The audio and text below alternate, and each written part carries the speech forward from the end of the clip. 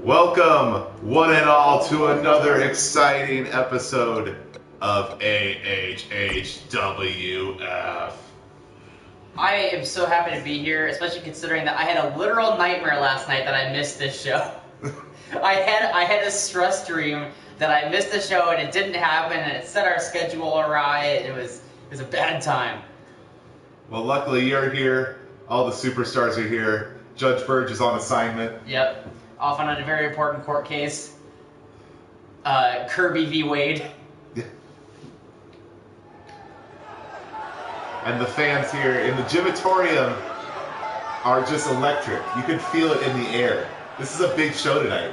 It's true. Look at these people. They're, again, so excited they don't know which direction they're looking. It's a frequent occurrence here in the gymatorium. The passion is rampant. And speaking of passion, I don't like the guy, but Mr. Clean does come out here with an agenda and a unique energy every week. The guy believes in what he's saying. I don't necessarily believe in it, and I hope that people in our audience aren't listening to this guy, but he certainly believes what he says. Yeah, well, he's definitely made his mark since joining the AHHWF roster here. And, you know, he's hard to ignore. Well, yeah, a guy with a smile like that. That's true, too. I mean, a smile that lights up a room. Not necessarily because people are happy that he's there. No, absolutely never that. His own mother's like, I'd rather not. Yeah. I feel like now, while Mr. Clean's getting ready to come out to the ring, I feel like now is a good time to say that, like always, tonight's show is brought to you by Patreon.com/AlienHappyHour, where there are some exciting new additions coming in February for all you AHHWF fans. You bet your bottom dollar. And for 5 of those bottom dollars, you'll be able to vote on a Patreon pay-per-view match. So every time we do a big pay-per-view show once a month, there will be an extra match that you'll get to vote on the participants of. Yeah, so exciting stuff. But now, speaking of exciting stuff... I mean, I'm not particularly excited to see Mr. Clean here again tonight. This is the second week in a row that the show's opened up with this blowhard coming out and wasting all our time. Well, the fans here in the gymatorium definitely letting him hear it. Yeah, I think last week he might have had some cheers, and people might have been impressed by the fact that he beat the champion, or maybe ready to like get on the bandwagon. And then they saw what he did to Trunks last week, which is just despicable. And I know I'm not supposed to be biased, but I can't help it. This guy's a scumbag. It's hard to not be biased when people do stuff like that. I mean, if you remember for our main event last night, Mr. Clean coming out and just attacking Trunks. Just coming out of nowhere. Trunks did nothing to invoke that. And Clean here is out here reminding us of why he did that. He's saying that it should be crystal clear if people in the audience had a brain, but since they don't, he'll explain it, is that he knows that when he beat Weird Al in his very first night here in HHWF, that guaranteed him a title shot. And he wanted to come out and make it clear that even though Trunks did the same thing, that there was no way that Trunks is getting a match against Weird Al either. This is Mr. Clean's time, it's his lane, and Trunks needs to stay out of it for now. If he wants to challenge him afterwards, oh, he's saying now, oh, get a load of this guy. He's saying that if Trunks wants to challenge him for the belt after he beats Weird Al, then he can do so. But other than that, he's got to stay out of his way. That fake nice gesture offering a title shot that it's he a can't total even Mr. offer? Clean move. It really is. A guy that thinks he's a lot more noble than he really is.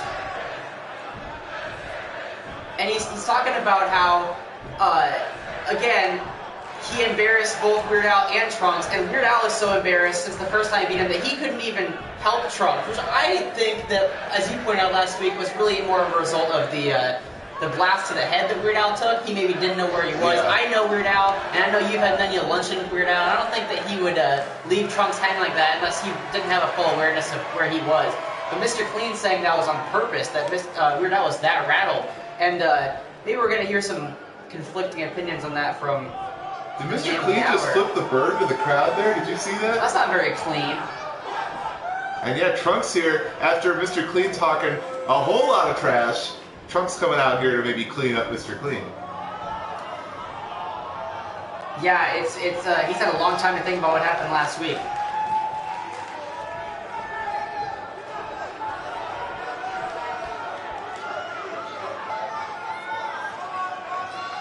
Trunks Go ahead. No, it's just staring down Mr. Clean, but then coming in hot, saying the only reason that you didn't leave that place in a neck brace is because you got clean, or you got some dirty shots when I wasn't looking in. That's some great wordplay by Trunks. But yeah, he's accusing Mr. Clean of being a coward, a downright dirty coward, which Mr. Clean does not like that word being applied to him. Yeah. Look how rattled he is. Mr. Clean, I've never seen him lose his cool like that in the entire 2 weeks he's been here. Similar to calling Marty McFly chicken, you do not want to call Mr. Clean dirty. Yeah, and Mr. Clean's saying, you know, I already took care of you last week. I don't know why you're so raring to fight me again now. I laid you out flat, and your friend didn't even help you. I did the same thing to him 2 weeks ago. And if you know what's good for you, you'll stay out of the title picture, because that belt's about to be mine. Well, and Trunks saying that, you know, he's got a little taste of what the championship life is like, and, you know, he feels like he's ready. He feels like he's ready for the top-tier championship level, and he's not going to let some newcomer get in his way, especially a dirty newcomer. He just keeps going for the dirty shot, you know? Yeah, you know, Trunks was raised by Vegeta, so Trunks knows a little thing or two about how to work with people that have anger issues, and yet here on command, as was predicted in the Sacred Scrolls, Mr. Clean absolutely losing his shit here of being called dirty. He says that he would rip that purple wig off Trunks' head in a second, but he's not going to waste his time because he's got a title match to look forward to. But Trunks looks like he has something else up his sleeve, and he's letting Mr. Clean and all of us know that he's got a surprise for Mr. Clean.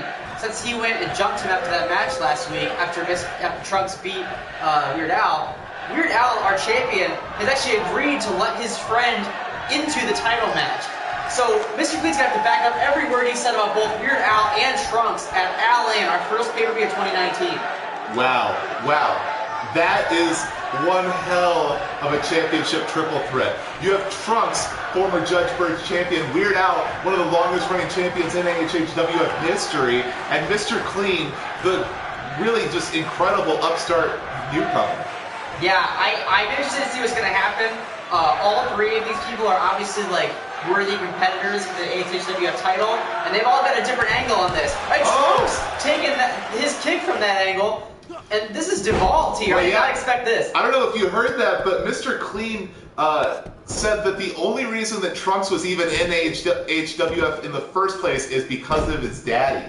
Wow, and a hush has fallen over the arena here. Yeah, the fans are just shocked by what they're seeing. No one can believe it. Not a sound. Whoa, Brian tried to get in the middle of the Trunks, not having it. Wow, so these two have almost as much between them now as Weird Al and Mr. Clean do. Yeah. It's going to be interesting. And honestly, I got to shout out Weird Al. We maybe talked about how, like, his confidence was a little shaken. He wanted that warm-up match with Trunks, which he then lost too. But he's, as always, a fighting champion in that he's going to give both these competitors a shot. So this is not a triple threat's not good for a champion. Their odds of retaining the title are much less that way. So Weird Al is really putting on the line here. Yeah, I mean, it's a bold move by Weird Al, but you know, if Weird Al is anything, it is bold. I think maybe italics too. I think that we can all be proud of a champion who recognizes, look, both these people beat me. They both deserve a shot at this. He's not going to, like, covet the title to himself. But speaking of winning opportunities for things not titles, there was no great segue there. But we're going to continue with our Women's Money in the Bank qualifiers. So as a reminder, at All In, there will be the first ever Women's Money in the Bank ladder match in HHWF, and the winner of that will get a contract that lets them cash in for a title shot whenever they want. Last week we saw Android 18 and Wonder Woman advance. Or no. Wonder Woman beat Android 18. Right? I probably should have taken notes. I think Wonder Woman and Moana... I'm sure the HHWF universe can tell us. I think Wonder Woman and Moana advanced last week, and now we're going to see who's going to advance to join those two in that ladder match between Aloy and Shego. Yeah, there's a lot of steps on the way to becoming a champion, but it all starts with this match. And obviously Shego, storied history here in AHHWF. Aloy, one of the newcomers that we have that's, you know, looking to impress here. First match on the main roster. And this Aloy, another newcomer, and Ben, you're going to have to tell me about her, because you followed her indie career a lot more extensively than I have, and by how much I have, I mean zero. Well, you know, Aloy is, as good in the ring as she is with machines and mechanics. You know, I mean, there was actually, she had gotten an engineering degree and got a job coming out of MIT, but decided to chase the dream of championship gold. And so came here to AHHWF. Well, that's nice. I gotta think then that she'll be good to have her on the roster the next time the Beast and Donald Duck break the ring. Maybe she can do some tinkering. Possibly do some reinforcements on that. Yeah, because last time I think we covered this. I think we got ripped off on that deal. I don't remember the business that we went to, but when they reinforced the ring for us, I think we kind of lost that one.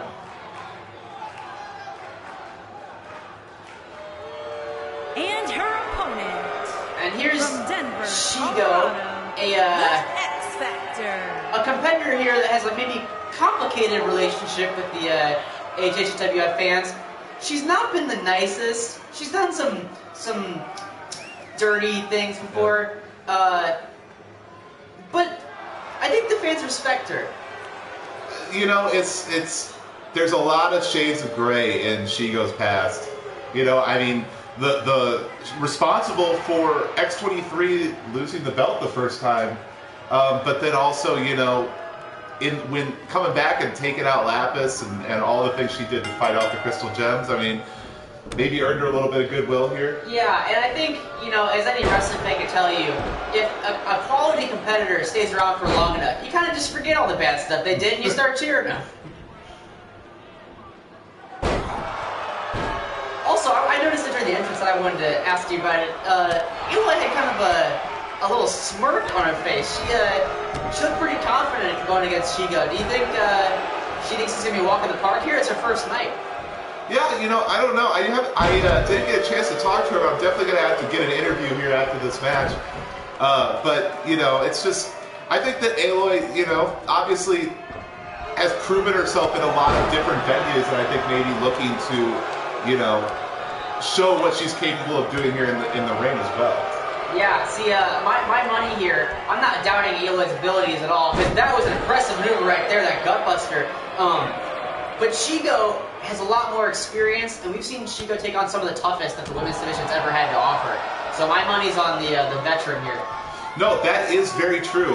And normally, you know, any other wrestling show, I might always say that the veteran has the advantage. But we've seen over the last couple weeks here at AHHWF that the rookies are really taking it to all these veterans. You know, really. That is a great point. Maybe I was being foolish to suggest that someone with tenure would win automatically, considering everything we've seen in the last 2 weeks. You're right. And when you're right, you're right. Well, I tried. You can hear the ring shift with the force Shego just hit Aloy with. The fans not liking it too much. Maybe they're not quite ready to jump on the Shego bandwagon. Although in the chat is a different story. We're getting some Shego chants. So, no, it's interesting. It's like the Maybe something like that. Shego going for a choke. And then begging off like, you know, she didn't know she couldn't do that, like the Chappelle Show sketch. Yeah, well, you know, I mean, that's kind of Shego's whole thing, right? I think so. I haven't studied her indie tapes in a while, but it seems about right. Big boot from Aloy. The cover, maybe? Yeah, there you go. Try to take the vet out. Corey Bryan taking his time, doing a little moonwalk. He's practicing his moves. You gotta get your steps in when you can. Yeah, you know, I mean, it can be a little difficult to, you know, like when you're only working once a week like Referee Brian is, you know, it can be hard to like to snap back into it. You know, it takes you a couple matches to get back into the swing of things. Here we go, one of Shego's signature maneuvers. I don't think we've ever named it, but I don't know, but it's definitely you know, what goes around comes around, girls. You know? Setting up here, this could be her finishing maneuver. And that nasty DDT planting Aloy right on the top of her head. This that could end this. Whoa. Aloy saying you're not going to that ladder match just yet. Yeah, 2.5 count. Definitely a lot of resiliency. Ooh, what a swift uppercut. European uppercut. Good thing it'll never be revealed that she's like from America.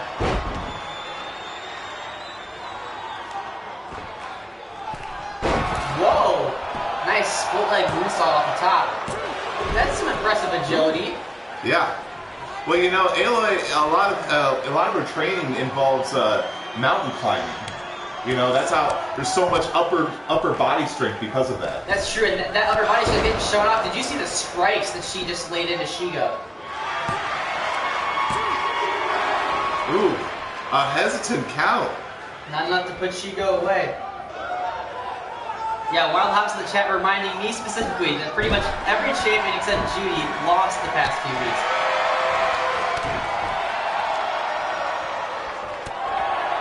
Aloy, I gotta say, with some of her offense, I was, you know, expecting the flashier stuff, but she's also demonstrating that she can go. She's just a brawler. The punches and the chops, the bashing Shigo's head in the turnbuckle, and even like a headbutt to the stomach. Aloy is more akin to like a bar fighter than a... I mean, honestly, she's got it all, apparently, because she can pull off the flashy stuff. And speaking of flashy, that quick fan, this could be it. Shigo trying to trick the newcomer, and then she got her. I think Shego recognized that she wasn't going to win a knockdown, drag-out fight against Aloy, so she switched it up like a good veteran does and used a different technique. Yeah, I mean, you know, you can't knock it. You know, the surprise pin, definitely a good way to win when you're down and out. Or, you know, you could also say maybe Shego was playing possum there. Yeah, true. Looking to lure Aloy into a false sense of security. Either way, top-notch KG vet move. I respect it. And Shego advances to the Money in the Bank ladder match, which, oh my god, I just realized the thought of Shego being free to use ladders to destroy her opponents, that's going to get real ugly and dangerous real quick. Yeah, so as of right now, it is Moana, Wonder Woman, and Shego in our Women's Money in the Bank match. That would already be a hell of a match, but like, we're giving you 8 competitors. So there'll be 5 more women in there with those 3. Yeah, very exciting. That match is going to be stacked to all hell. Here we're seeing on the replay, Aloy setting up for some of this impressive, showing off that she can also pull off some aerial offense. And she's kind of a well-rounded competitor in a way that did stand out to me. I think we've been really blessed with this crop of rookies in HHWF so far this year. Look at here. So many strikes, followed up with this big flying knee. Almost reminiscent of the Scoob Shasa. Not quite. Obviously not quite as powerful. Because what is? Well, like mushroom clouds appear when Shaggy hits that. Not in the arena, of course. Here is your winner. and Aloy is distraught right now. Yeah, Aloy not taking this loss too well.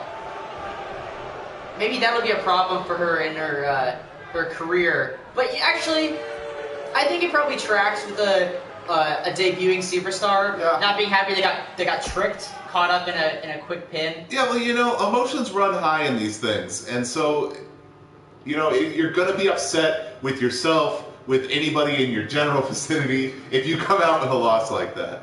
Yeah, can't say I blame her. But up next we got yet another qualifier for that ladder match. We're gonna find out who's gonna join Shego, along with Wonder Woman 18, between Ahsoka Tano and Samus. I don't know how to pronounce Samus' last name. I always thought it was Iran. I mean, it might be. I can't tell you you're Or wrong. Iran or something like that. I'm not sure. Someone in the chat. Let us know in the go ahead chat. and type out a, what's the word for that? Like in the dictionary? Yeah, like when they like specify how you pronounce it. I don't fucking know. Aaron? Iran? Samus Aaron. Okay. It's Aaron. So yeah, here we got 2 competitors, both from space. So that'll be interesting. Coming down to Earth. See how gravity treats them. I mean, like, you know, they've been here before, so it's not that strange, but... Well, yeah. You know, both trained in the opposite of the Saiyans move, training in low gravity. We'll see how that helps them or hurts them here coming into this match. But I guess they're both on the, you know, equal playing ground.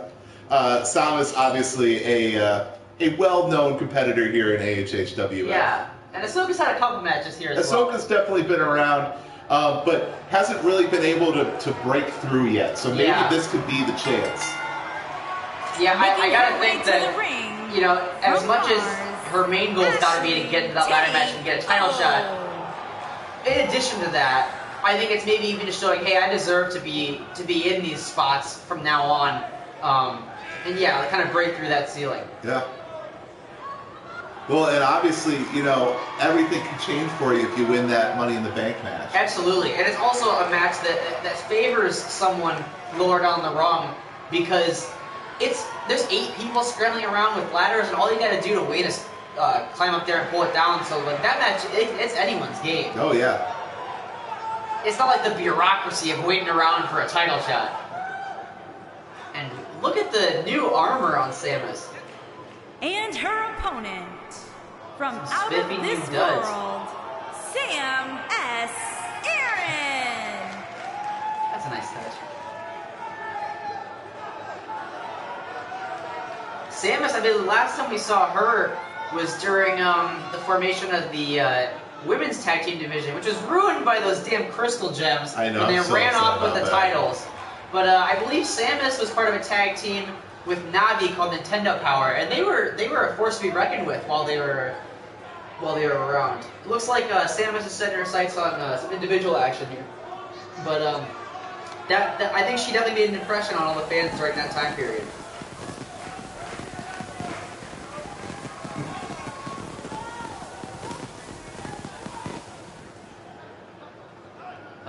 Riley Hopkins in the chat pointing out that Ahsoka has a lot of experience fighting bounty hunters from her time as a Jedi and post the Jedi.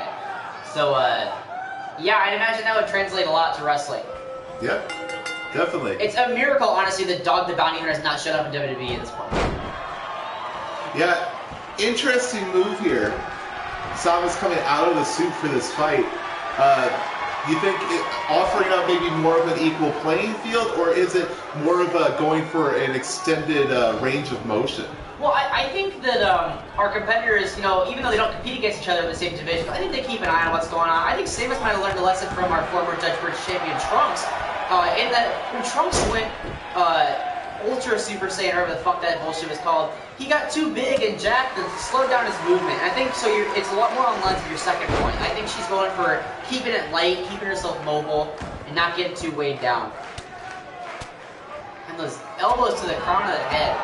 Samus let her know that even though these two have no personal grudge against each other, and it's just, you know, luck of the draw they're against each other, that she's serious, and she's going to do whatever it takes to win this. Yeah. Well, and going for the quick cover there, but not able to get a 1 count even. Oh, and wow! Samus trying to go for something big, and Ahsoka just grabbing her, throwing her on the mat.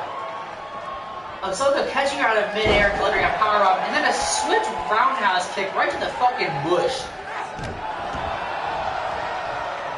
I guarantee that has reined in a few bounties before, but luckily for Samus, I think she's yeah, there you go.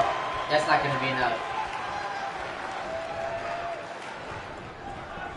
I wonder if Oh, out of the way, those knees falling into the turnbuckle, and Samus Hurricane Rana going all over the place there. Tilt for our heads is taking advantage of the miscommunication in the Yeah, corner. whatever you want to call that. Who cares? This is the same shit. I wasn't trying to mansplain. Yeah, just, you know. This is neither here nor there. I really like Samus's shoes. I do too. They're really fucking cool, and if I could wear that, like, in my day-to-day life, I would.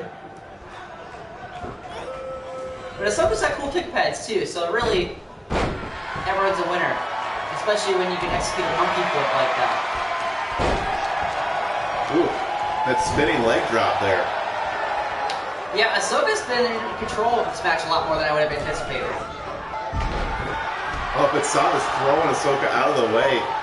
That seems to have been the story of the match thus far, is Ahsoka dealing damage to Samus, and then Samus figuring out just the right time to spin out of the way, let Ahsoka wipe out, and try to take control. But so far, Ahsoka's been adept at getting back in control, even after those mishaps. Maybe not going in the power armor was a mistake. I mean, there's been a lot of... I can tell you that those getting dropped on the ropes there probably would have hurt less to stay in the power armor. What is this? Ahsoka, big pump handle suplex. Pump handle exploder, maybe. Is this enough to get her in that ladder match? No. I thought that was 3. Samus is resilient. Samus has fought aliens or something.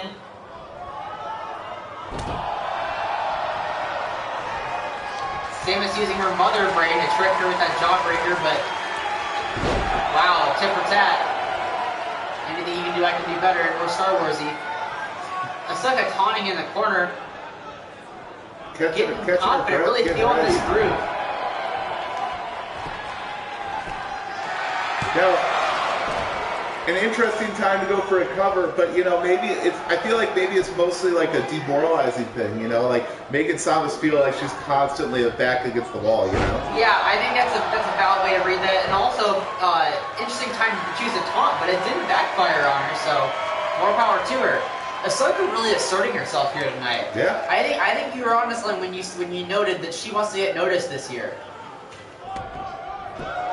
And so far, it's working.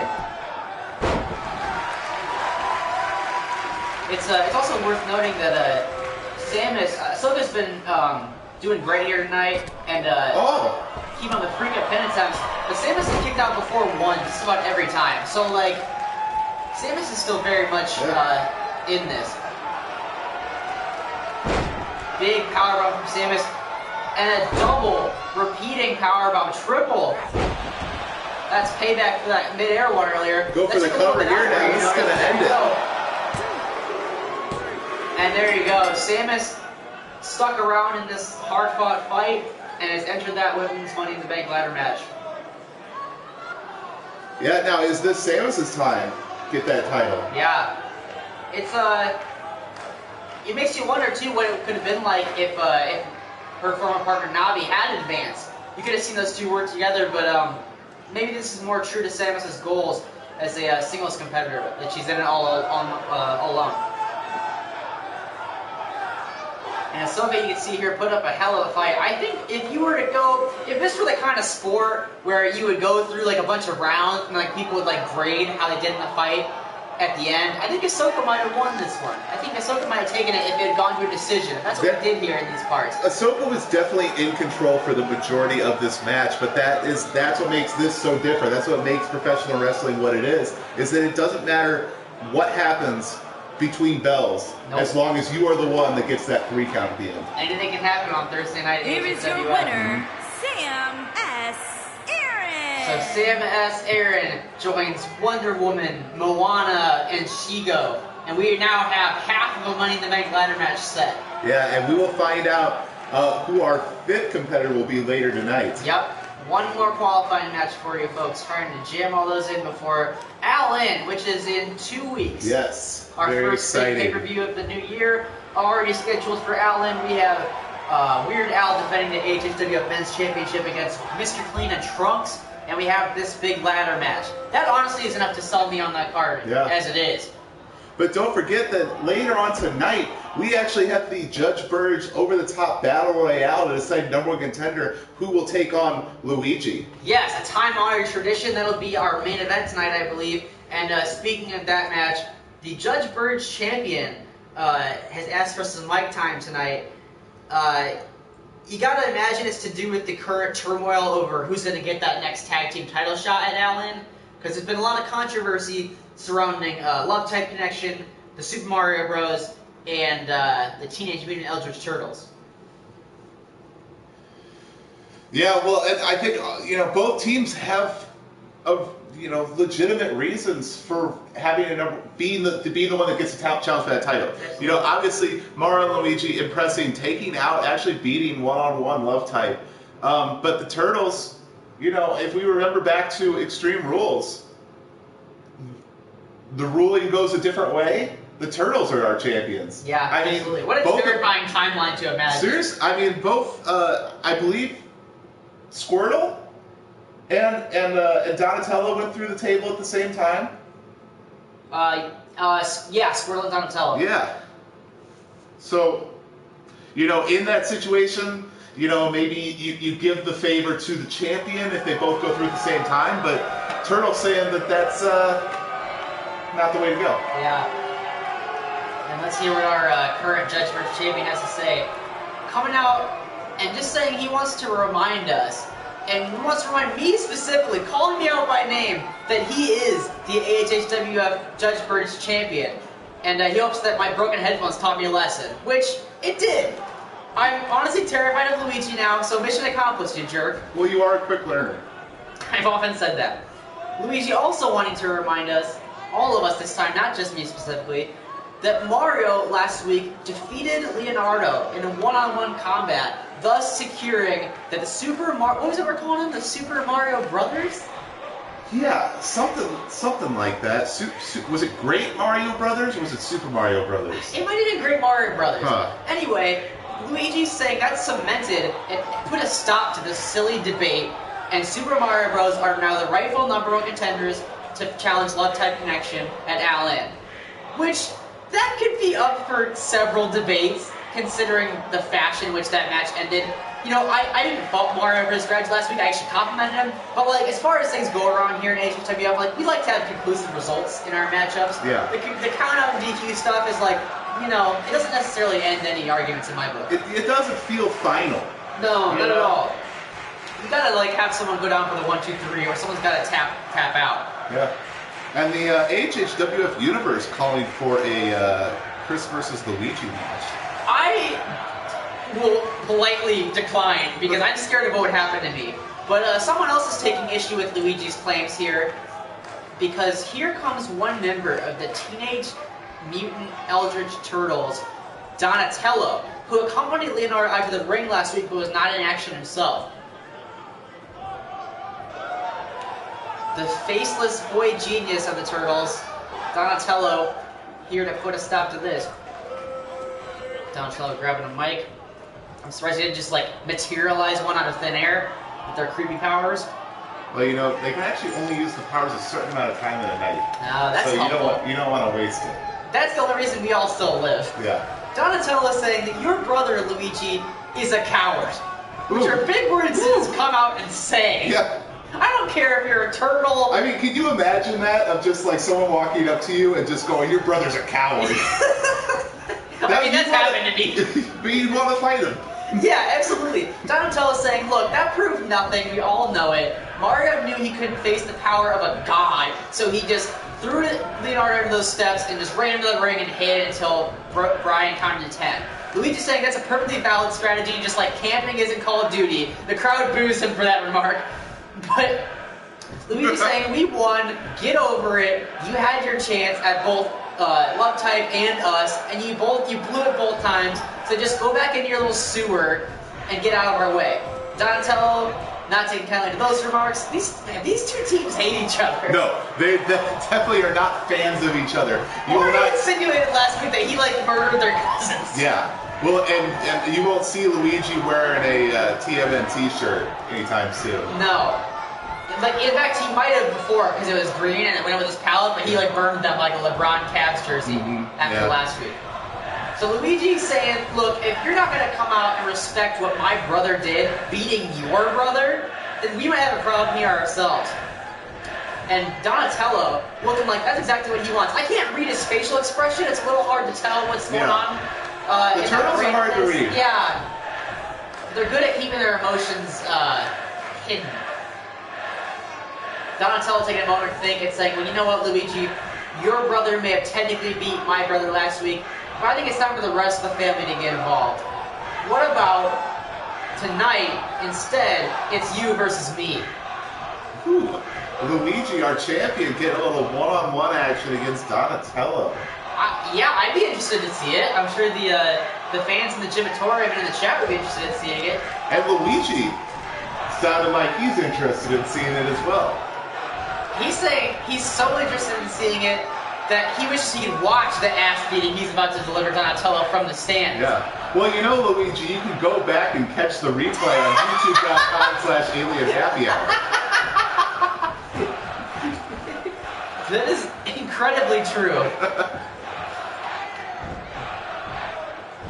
Donatello just spewing more insults at Luigi. You know, Donatello has a different style than Leonardo. Leonardo went for the mind games. Donatello just saying that Luigi's hat looks stupid, and that he should stop pretending to be a hip 13-year-old wearing it backwards, and he should grow up and be a real man and just go back to his plumbing job.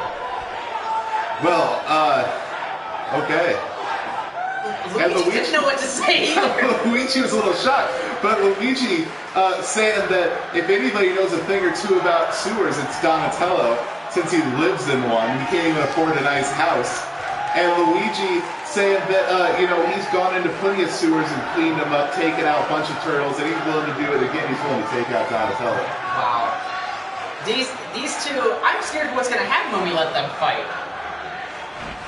Donatello is reminding Luigi of just who he's talking to. He's saying, are you aware that my brothers and I are literally fucking gods? Yeah. We are eldritch gods. We have powers that you can't even fathom, and you are literally a plumber that jumps on people. You are out of your fucking element. You're too far in deep. Eldritch gods with a time bonus of plus 40 and a core combo bonus of plus 30. But Luigi's saying, what's a god to a non-believer? And we're about to find out next on AHWF.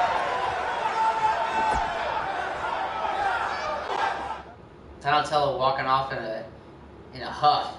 This somehow got even more heated than it was last week. It was already gonna be a pretty nasty situation between these two teams. But yeah, I think it's got amped up. And look at this. So last week you had Mario versus Leonardo one-on-one, but they both brought one brother as backup, right? It makes sense. You're in a heated rivalry with another team. You want to have someone there to watch your back, especially when both teams have, like, not been super opposed to cheating in the past. But now this week, after Mario won, the Turtles brought their entire fucking family to the fight.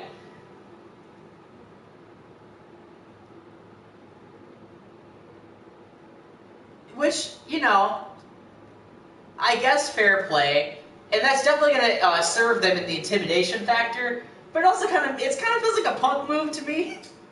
Yeah, no, it's a little uncalled for, and obviously now, okay, it is Luigi versus Donatello, but when it really comes down to it, those three other turtles in the corner, you don't think they're going to get involved? You don't think they're going to play some mind games with Luigi? You don't think that they're going to be, getting in Luigi's head, if not even, like, physically getting involved in the match? I was going to say, I think Luigi would be lucky if all they did was play mind games. I think you can't trust these four tricky Eldritch gods out there. The second Corker Brine turns his back, they're going to be stopping a mud hole. They're going to be stopping a sewer manhole in I had to get there eventually, in Luigi.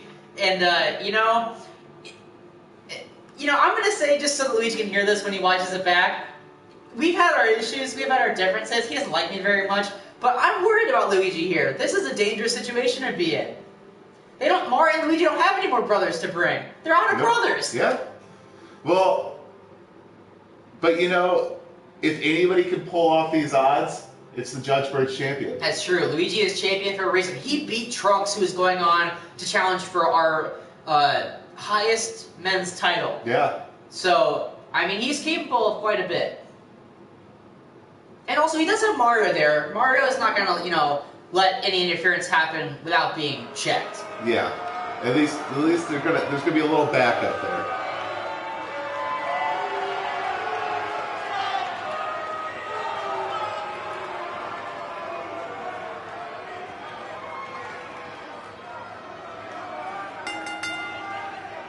Making his way to the ring, accompanied by Marty O. And representing the good guys from Brooklyn, New York, weighing in at 240 pounds, the global Luigi champion. Excited for this match. Yeah, real hyped up. Last week he had to sit on the bench and kind of watch, but this time it's his turn. In this now weekly battle of brothers between the Great Mario Bros. And the Teenage Mutant Eldritch Turtles. Bro, Luigi, I said nice things about you this time. Back it up, back up. I promise, I'm done mistaking Trunks for the champion. You've proved your point. Fuck. Ben, you gotta start warning me when you see him gonna charge me like that. It's hard. It's just like a green dash, and all of a sudden he's there. I fear for my life every time this man is out here. Mario getting into my face as well. He takes pleasure in my pain. These two Great Mario Bros, they were announced as the good guys when they came out. They haven't been so good to me. Well, some would say you deserved it. Some would say that. I mean, you know, you could say someone didn't win a belt when they did. They work hard for that. Look, I will apologize, and I'll take some time and just listen, and I will do my due diligence and make up for my errors.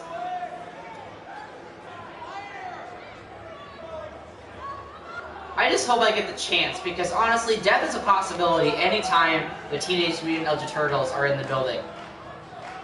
And this is the first time we've ever seen all four of them out together at once. I never want to see this again. Leonardo. Yeah, this and representing the Faces of Fear. You know, from New York, all right. New York.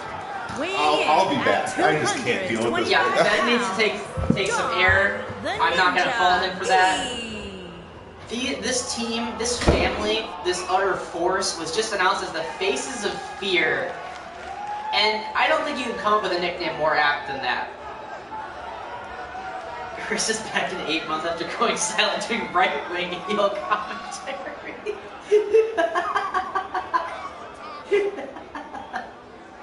Oh god, you know, thank you, Riley. I like being able to laugh in the face of true terror while these turtles are out here. Thank you for reminding me that that all the joy and hope has not been sucked out of this building. Fuck Louis Chris K. That's what the C stands for. Look at Ben. Look at this. I know you don't want to look. All the turtles were up on the apron, and just how Luigi is going to muster up the courage to get in this ring and fight one of them after this display is beyond me. I am very worried for Luigi.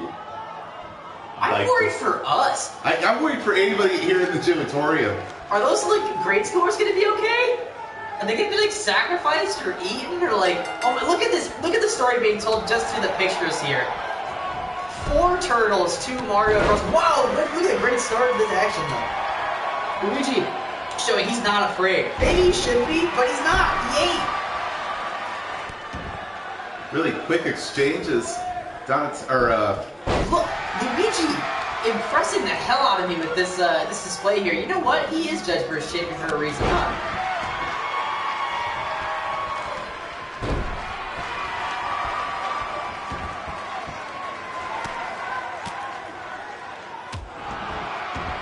Playing a head scissors to keep Donatello still while he elbows him in the head for those nasty comments he made earlier tonight.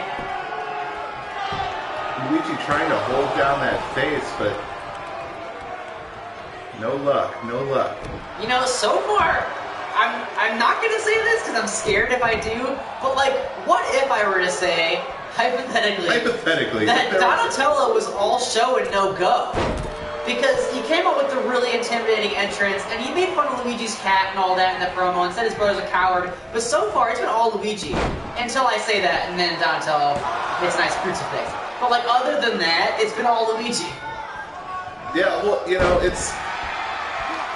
You could argue that, you know, because it's the Mario Bros, it's 2 people who have to fight a lot of incredible villains versus 4 people who have to fight a lot of incredible villains. You know, it's just like, or whatever the Eldritch Turtles do, I'm not really sure. But, you know, like, you could say that they're, the strength in numbers does not help them individually. Yeah, that's true. But they are gods after all, so... Yeah.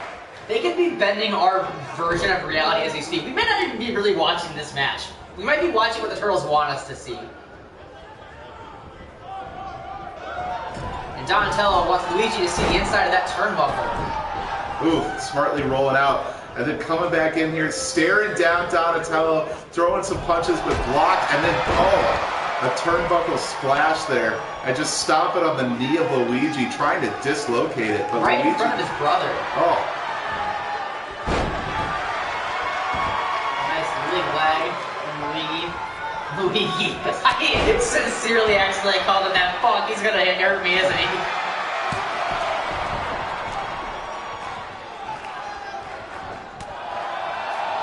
Donatello was plugged to the back. The Turtles are just straight up mean fighters. They are not gonna win any awards for their like technical ability, but they are just gonna beat the hell out of their opponents.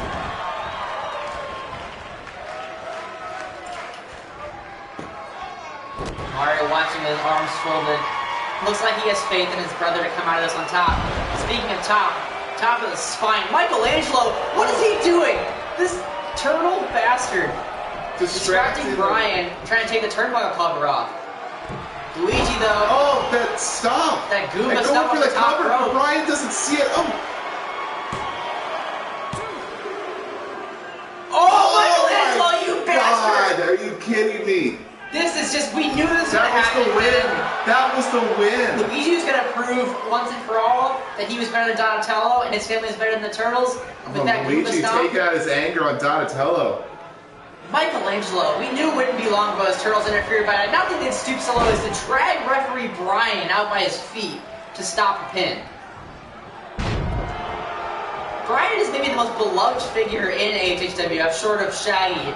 And for the Turtles to use him as a prop in this little chess game of theirs is disgusting. Donatello missing that big top rope elbow. Big miscalculation, that's going to hurt him. Let's see how Luigi capitalizes. Fireman's carry.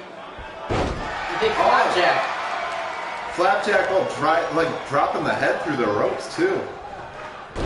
And attacking the arm, that's something Luigi's been up to tonight. Maybe thinking, in case Donatello's going to pull out that bow staff at any moment. And he wins! Luigi, unlike last week, where Mario had kind of a win, shrouded in controversy with the countout, Luigi gets a straight, clean victory on Donatello. And despite the interference.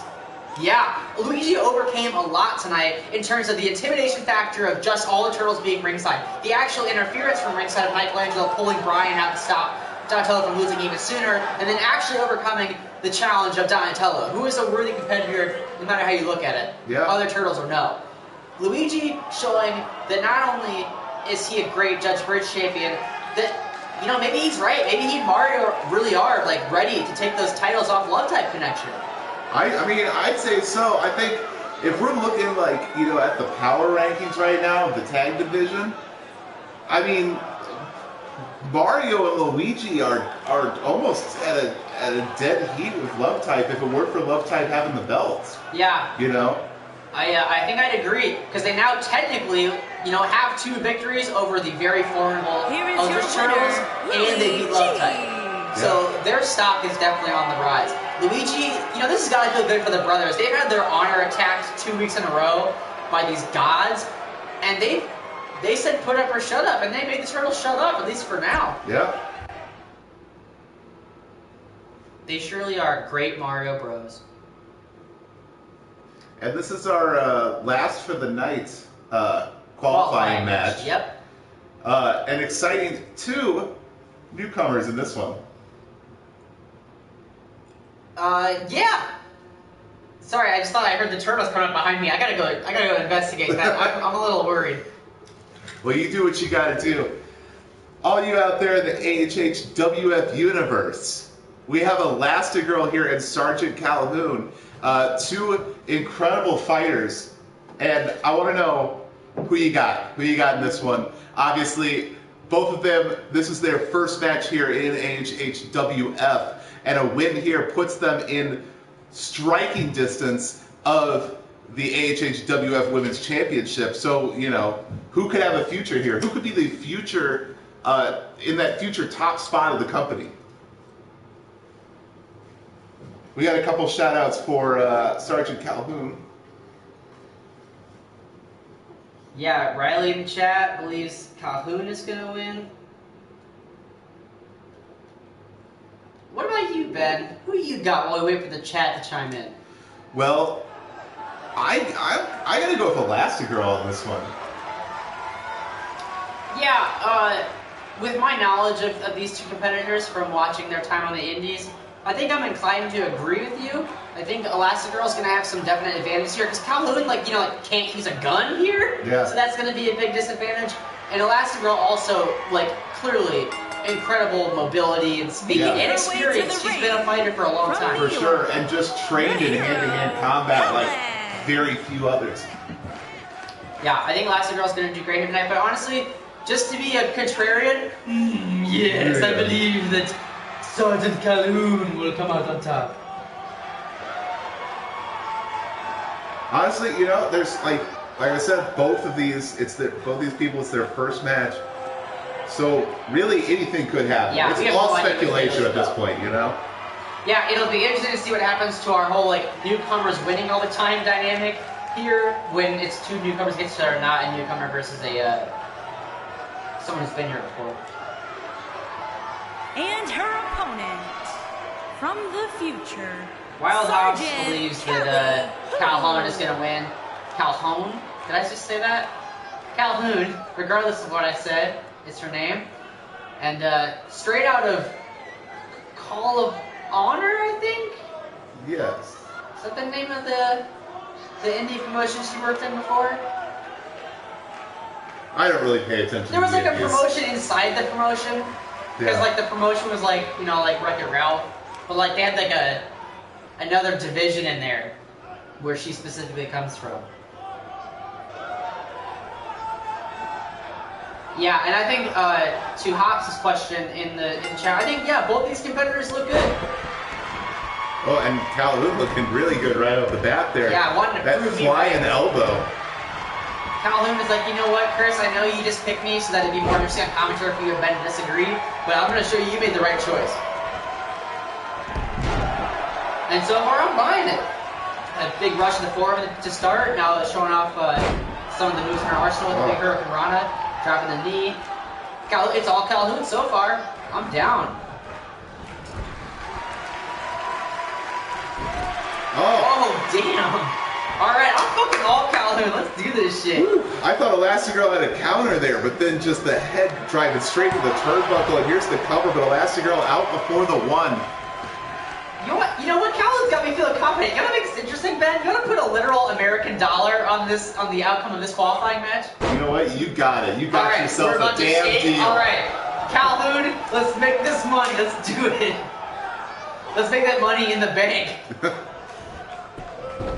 Bro, let's do it. Let's go. Give me that dollar, Calhoun. Alright. Well, I knew it wouldn't be right there. We all knew it wouldn't be right there. Calhoun. Oh my god. It's looking good. Everything's coming up for his house needs to land a punch first. Calhoun is absolutely, what would be the textbook wrestling term for it? Fucking up Elastigirl. That is the technical term. Oh, but now the chops. Oh, and a kick to the knee. Oh, but immediately back on the offense again. Elastigirl trying to get something going, but no go yet. Just a couple, like, you know, scattered shots here and there. Yeah, you know, I'm feeling a little bad for Elastigirl so far, in that, like, we haven't seen someone struggle this much to get some space to compete in quite some time. This is honestly, like, a demolition we're witnessing so far, from one newcomer to another. And, like, that's not really what I want to see. Even though, you know, I want the person who's going to win me $1 to advance to the ladder match, I want all our newcomers to thrive in this company. I mean, I'm shocked by what I'm seeing in this. Calhoun's smiling as she torques the head of Elastigirl. She's enjoying the rush of competition or lack thereof in this case. But Elastigirl showed maybe that, oh no, Helen, no! Okay, there we go. Nice! Unorthodox offense out of Elastigirl. Not enough to put Calhoun out, but like look at how long she was down for. Yeah. Compare that to when Samus and Aloy competed earlier with as many times. Look at that! Okay, there you go, Elastigirl doing some stretches here. Yeah, taking advantage of her natural abilities. Look, this is incredible. That's going to be really hard for Calhoun to get out of. Yeah, all of a sudden has the advantage.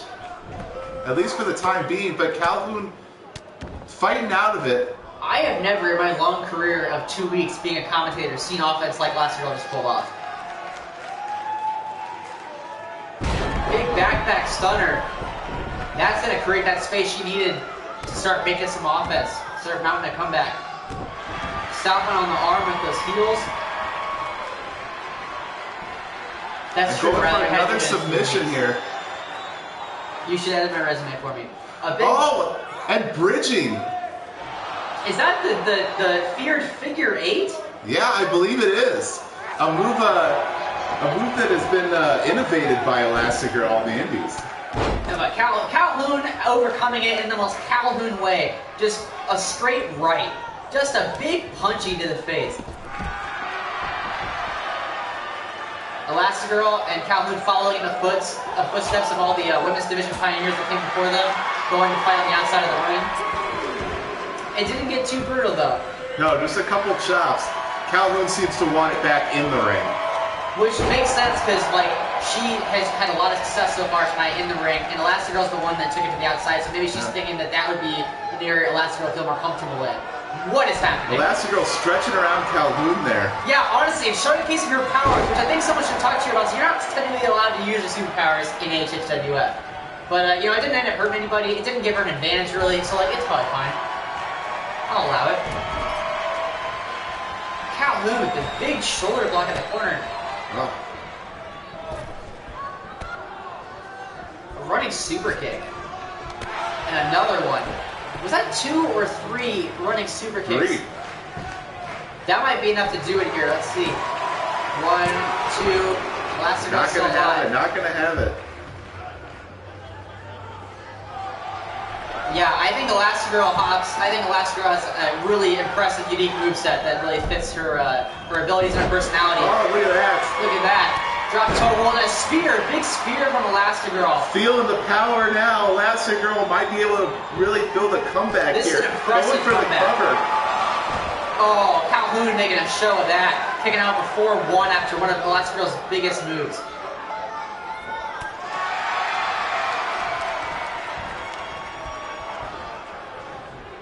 Elastigirl got Calhoun up against the ropes.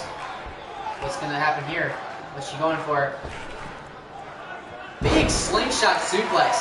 That's not a move we see often around these parts. No. Oh, man. And look, setting up for something else here.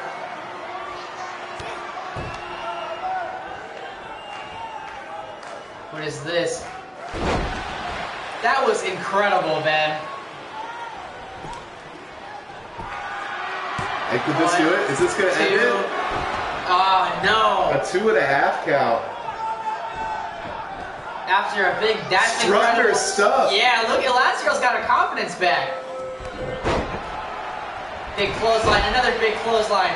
She's really feeling it now. She's got momentum. Flying clothesline.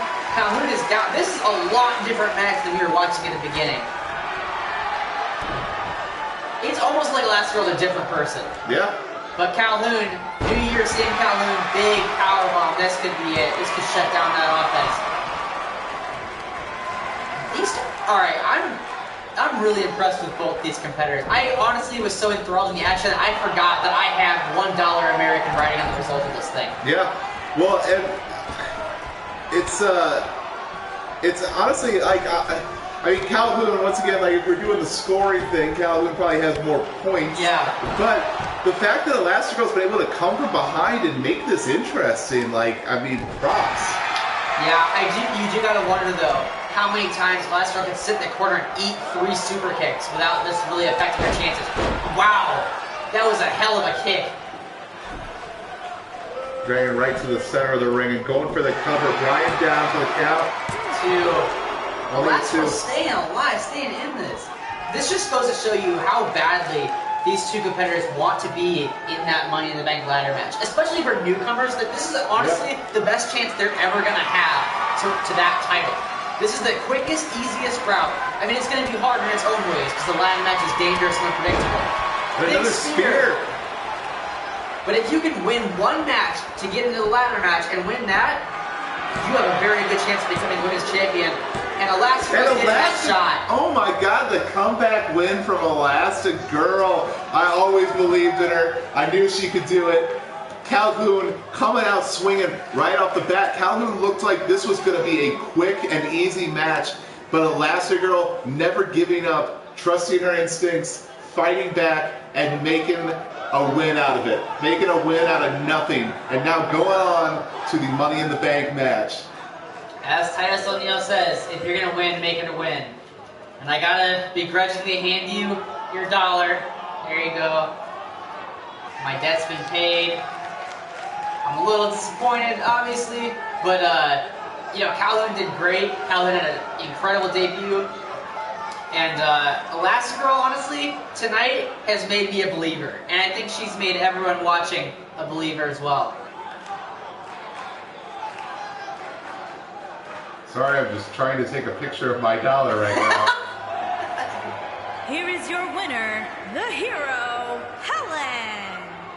You know, Elastigirl being called a hero, and I know that's, you know, referencing specifically the whole superpower thing, but I think even on a smaller scale than that, more pertinent to here tonight, that was a heroic display. To be down so far and get your ass beat that bad and hang tight and stay with it and come back and win, that's a hero to me, Ben. Oh yeah, no, I mean, we've seen so many incredible debuts so far here in AHHWF, and I mean, I think that ranks up there as one of the best. Yeah, that was not only like a great demonstration of our new additions to the roster and the women's division, it was also just a hell of a good time to watch. Oh, and here we go. Speaking of hell, here comes Wario, who has yet again requested and been approved for mic time. Wario wants to come out and talk yet again. I personally feel like he probably said everything he needs to say last week, but I guess we'll see what's on his mind now. And those Nordy eyes of his really creep me out. Doesn't Wario just look like he smells bad? Like, my dad used to say that about, like, WWE, like, women's wrestlers for some reason, which was, like, weird, but, like, Wario, I think that's actually accurate. Yeah, Wario does look like he smells bad. And Wario coming out here and saying, so did anyone forget what I did to Shaggy Rogers? And I don't think anyone has, but he's going to remind us anyway that in his very first match, he took Shaggy to the limit, and he rattled Shaggy's core belief so much that Shaggy came out and said it was going to be a non-hardcore match for once Shaggy was going to have a normal match by the books, and yet once Wario started showing him what he had, Shaggy had to start cheating. And Wario then recapping what he said last week about how Shaggy's afraid to give people one-on-one rematches. He made a big show last week of citing Shaggy's history. He's never let anyone... Every time Shaggy's beat someone, they've either not been allowed to challenge him again, or they faced him again in some different circumstance, like a multi-man match, like the ladder match between Shaggy, Fred Jones, and Ghost Rider. Yeah. Well, and Wario has not been mincing words when it comes to his thoughts on Shaggy, saying that Shaggy walks around here like he's some great champion. The fans eat it up like he's some sort of great champion. But Shaggy is no great champion. Shaggy is a coward who takes advantage of the fact that he has that belt by just doing anything he possibly can to hold on to it. He's not a real champion. All he's doing is holding that belt. Yeah, Wario getting personal with our fans too, saying that he knows that Shaggy's their favorite, but he started to inform them they have all been duped, because it takes no talent to do what Shaggy does.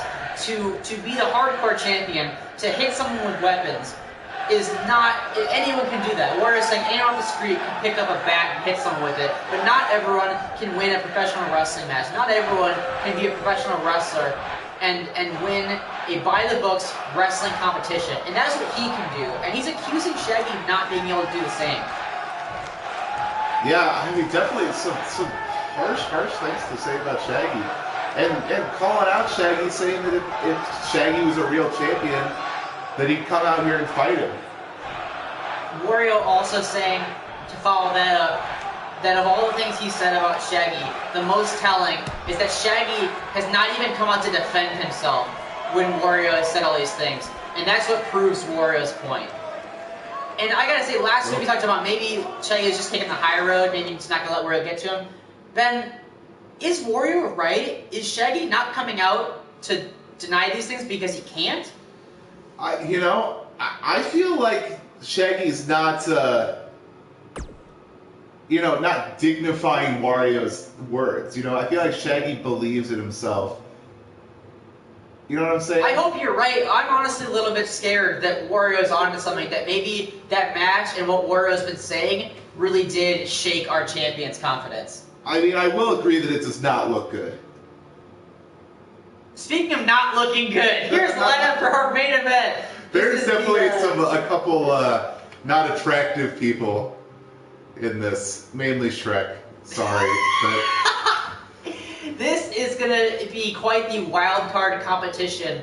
We have a mix of people that have been here a while and newcomers, and they will all be vying against each other in a battle royal, the traditional battle royal, to determine who's going to face the Judge Burge champion at the next pay-per-view, which is Al-In. So yeah, we have Android 17, the android who retired The Undertaker. We have Nick Wilde, friend and partner of women's champion Judy Hopps. We have Raphael, who was out there earlier, and to Riley's credit in the chat, needed to fucking breathe. Did you note that during the entrance? Raphael was like a fucking berserker. yeah. So that means that he has energy pent up that he's definitely not going to hold back on unleashing against these other competitors tonight. We have Batman, who I'm actually not sure. He's been on the roster, I believe. I don't think we've ever seen Batman compete. Yeah, well, you know, Batman's out there, you know, on the streets a lot of times, you know, helping the little guy, defending Gotham, and, you know, hasn't had a lot of time to come here and compete in the ring. But excited to have this opportunity. I spoke with him earlier, and he's excited to have this opportunity to maybe, you know, get a shot at Luigi at All In. And Riley points out that Batman has had a match before, so that'll help him out. Also in this match, Jackie Chan, classic martial arts expert and movie star, and just all-around good dude we all seem to know and love. Riley pointed out that's not Shrek, but an imposter named Smooth Yoda, which is always possible. I don't think that's true. I mean, you know, I don't want to rush into anything. I don't want to accuse Shrek of not being who he says he is, but, you know, it's always possible. And honestly, I forgot who else was in there, but we'll introduce them as they come out. And who is this? Oh, this is The Dark Knight. Yeah, the Dark Knight, Cape Crusader.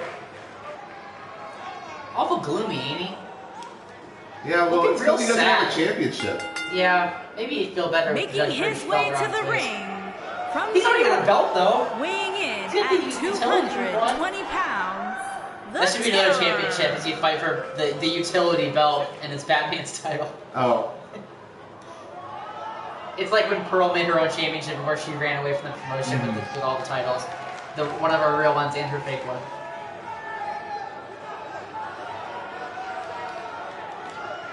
Batman coming out with a pretty cool entrance, I gotta say. I like the lights, I like the fog. That's fresh Gotham fog. Yeah. Well, so actually, Batman goes around and collects Gotham fog to load it into our smoke machines here. I think that's smart, using the resources that are already available to him. It's a nice organic fog from Gotham. Free range fog. You know, I do love my free range fog. I appreciate this new eco-friendly Batman. Now, do you think Batman's gonna fight with the cape on? I think he's a coward if he doesn't, personally speaking. But maybe he, like, you know, was taking notes during the Elastigirl match and noticed no capes. Yeah. You know. I mean, a cape can be your downfall. Elastigirl did win, and she didn't have no cape. That's true. So, you know, not to say that's why, but I can guarantee that if she had had a cape, Calhoun would have, like, been whipping her around by it. Oh yeah, 100%. Who we got coming out next? Let's find out. I'm sure we'll find out very soon. No, let's, right now. Ben, come on, let's find out. I want to know. Don't make me wait. That kid has a nice comb over. His parents did a good job with his hair this morning before they sent him off to the elementary school gymatorium. And from New And York, there's the star of Jackie Chan weighing in at Adventures, a wonderful little 220 show from all of our childhoods. Jackie Chan. And also the star of the movie I put on to go to sleep to a bunch of times. I think it's called, like, Young Tiger or something like that. It's on Netflix. Okay. Eventually I'm gonna watch the whole thing. But, you know, you put it on at night and you just fall asleep. It's not an incrimination of the movie by any means. No, it's not boring. there's some movies that are very comforting that you just kind of like. They're good to like lull you into bedtime. I should probably figure out what that movie's called. It's not really that important, but while I started Googling already. But yeah, you know, alright, so after we saw Batman come out here, Jackie Chan may not, you know, look like much. Jackie Chan, an incredible martial arts master. Absolutely. Also, impeccably dressed. Yeah. Yeah, I like his jacket. I like the turtleneck sweater there, too. Yeah. It's nice. Jackie Chan went to Men's Warehouse. Yeah, it's a nice touch. Alright, I'm not gonna waste the bandwidth on trying to figure out the movie. Riley in the chat, polling for Jackie Chan or Smooth Yoda. And it is a mystery whether Jackie Chan has talismans on him. I would say that if he does, he would not be legally allowed to use them in this match. I think that'd be a tad unfair. Yeah, maybe in a hardcore match. Absolutely. And yeah, absolutely. Jade and the uncle, I forget his name, they are definitely at ringside cheering him on. But like, they're a humble family. They wanted to wait a few rows back to not drop heads themselves. Like, oh my god. Oh my god. Holy shit.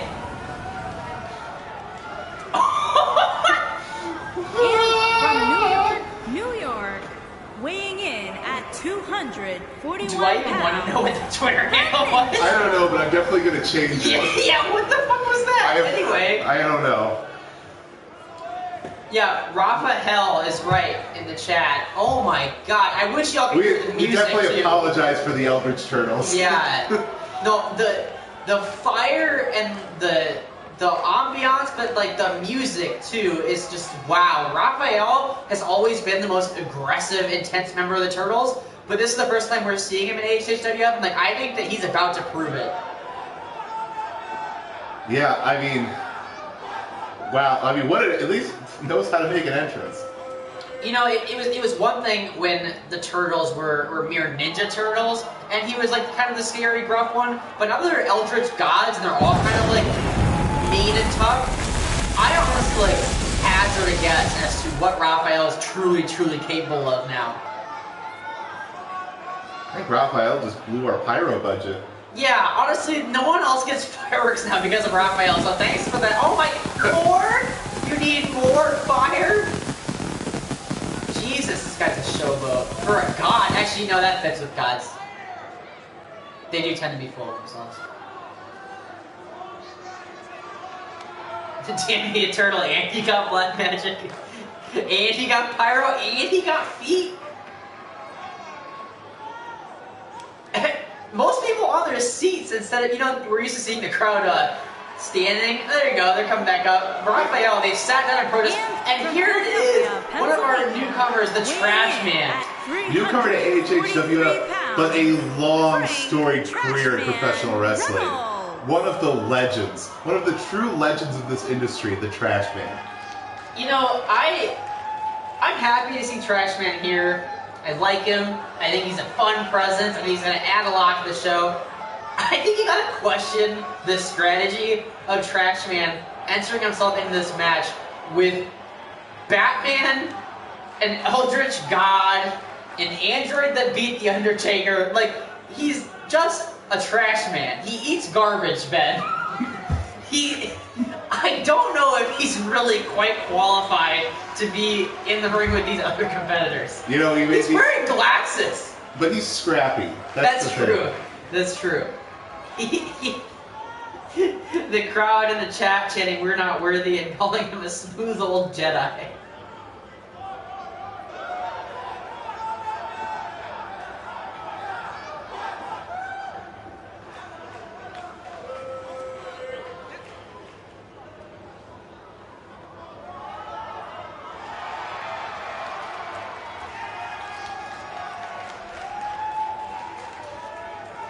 Who's gonna come on next, Ben?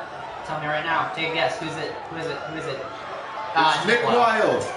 That's gotta be Nick Wilde. Place in particular, weighing in at 175 pounds. He'll also be. Hero. I mean, this whole match is kind of a wild card. But Nick Wilde, I think, oh God, you know what? Just scrap that I was even gonna say it. His last name's fucking Wilde. Yeah. I'm not gonna sit here and waste y'all's time telling you that someone whose last name is Wilde is gonna be the wild card in the match. I didn't know what I was doing. I didn't realize I was gonna walk right into that, and I apologize. I would have found better, more unique ways to say what I was gonna say. Yeah. I think that Nick Wilde will be unpredictable because He's sly, and he's gonna have to rely on things other than brute force to keep himself in this match. Yeah. Well, it's important to remember, too, that he's close friends with our AHHWF Women's Champion, Judy House. Yeah. So, you know, probably getting a couple words of advice about how to compete here. Yeah, I heard that she's actually been working with him one-on-one, training him for this big debut of his. So, I imagine that's gotta pay off.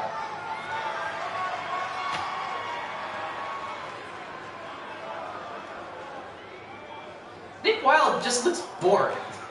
It's, you know, I think he might be kind of having the same attitude we talked about earlier with Aloy, where like he's not realizing what the level of competition is going to be like for him here. Yeah. Or maybe he's like, you know, like peacefully high. Calm, it could be either way. Do we have a drug test policy here? No. I don't think so. I think we're all cool with it. Look at Stoner Nick Wilde. Oh my god. The music. Y'all can't hear it, but Shrek is coming out to bad reputation. The fucking atmosphere in this building, everyone's fucking stoked. Everyone remembers when they too were in elementary school gymatorium of their own time when Shrek was coming out. Ben, little known fact about me, I first saw Shrek on an elementary school field trip. So I can relate to these. That little boy in the green shirt losing his fucking shit with the comb over to Shrek, I can relate.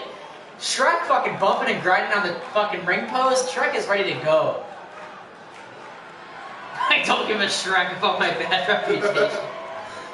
Oh, you just missed the flip that Shrek did into the ring. Oh, I'm actually really bummed I missed that. Although Hobbs has a great point that Nick does not do drugs, but has been trained by Judy and can mask his emotion to trick his opponents to keep a smooth demeanor. Ooh. That really does sound a lot more in line with Nick Wilde's personality. I jumped to conclusions and I apologize for that. I really need to watch my Malik commentary. I'm gonna have half the roster after me.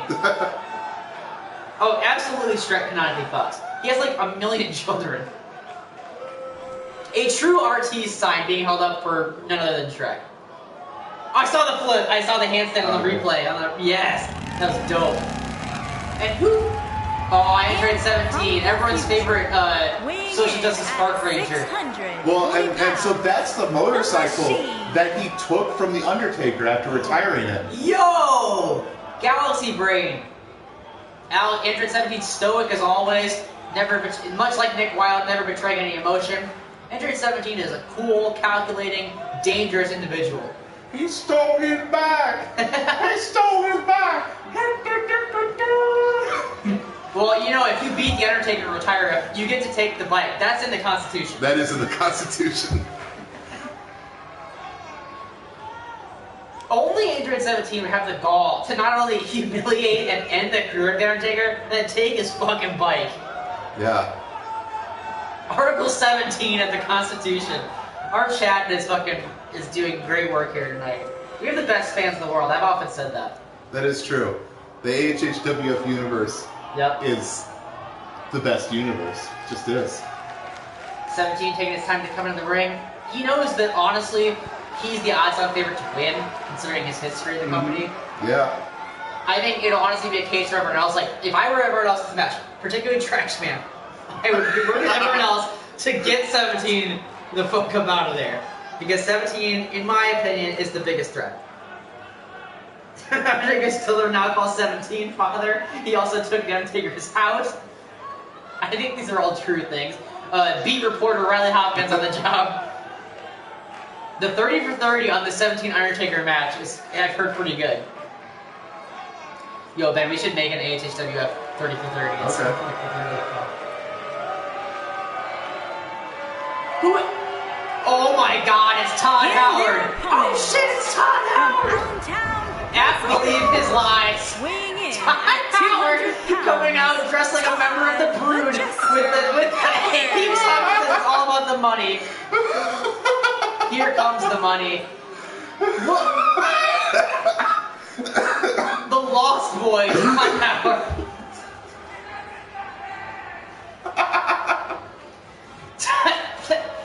I think we're all a little taken aback here by the entrance that Todd Howard is making. What is on his face? What the chest hair, the swagger, the music. They see the money. Dollar. Todd Howard turning our ad banners green. Wow. Oh my God. All right, and we are off to a fucking ripper Here we start. go. Batman showing off his agility, backflipping out that Nick Wilde suplex. Raphael quickly after Shrek. Oh, but Shrek able to knock Raphael. The town's only big enough for one green person that lives in questionable conditions. Yeah. Trash Man's got Jackie Chan on the ropes right now. I think the two, like, most, well, I guess Trash Man and Todd Howard are the most human. Jackie Chan has some pretty incredible abilities. Jackie Chan just chopped Trash Man in the fucking face. And I don't think he meant to. I think he, like, when you go for a chop, you're normally hitting the chest, but Trash Man is so small. Shrek is gone already. Fuck, Raphael. Boo. Fucking hate Raphael. Damn those turtles. Raphael's Trash running. Man and Jackie Chan clash with the Titans right now, and Raphael getting in on it. I can't believe that Shrek is already gone at the hands of that dastardly turtle, Raphael. Although it does make sense. And Trash Man and Raphael working together to eliminate Jackie Chan. Ah, Jackie. Okay, Jackie Chan staying alive. Able to hold on, but pushing him out now. How many times do I have to stay alive tonight? Use a bingo chart. You're trying to teach people how to do CPR. That's true, you might need it tonight after 17 is done with Todd Howard. Trash Man rolling as far as he can get away from the action without actually going out, which is smart. 17 about to eliminate. No, Todd not yet. Todd Howard put a shirt on in between. Todd Howard made us see his bare chest just for the entrance. He didn't even plan on competing that way.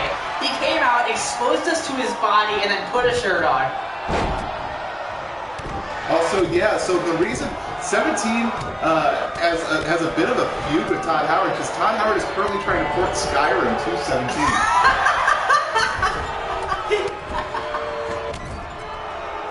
Nick Wilde couldn't boost Raphael, that's what I like to see. Trash Man reversing with an elbow. Batman trying to eliminate Jackie Chan. People are really trying to get Jackie Chan out of there. Well, it's almost like they see him as the biggest threat. I mean, he's an unknown factor in this right now, but I think Batman knows. Batman being a bit of a martial arts expert himself, knows the abilities of Jackie Chan. And Raphael and Jackie Chan working together trying to eliminate Batman, and Batman's out! There goes Flipping onto the floor. Nick Wilde is sitting there out cold right now. I find it interesting that two of our newcomers, Trash Man and Jackie Chan, in one of the most dangerous matches possible. Big curve stomp from Android 17 to Jackie Chan. They both had the taunt. Oh, the Trash Man almost eliminated Raphael there. Yo, if Trash Man eliminates Raphael, that is going to be the biggest upset in HSW history.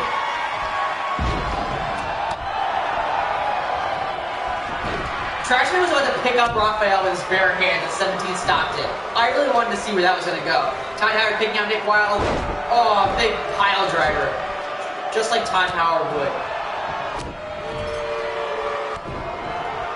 We got Todd Howard versus the Trash Man here.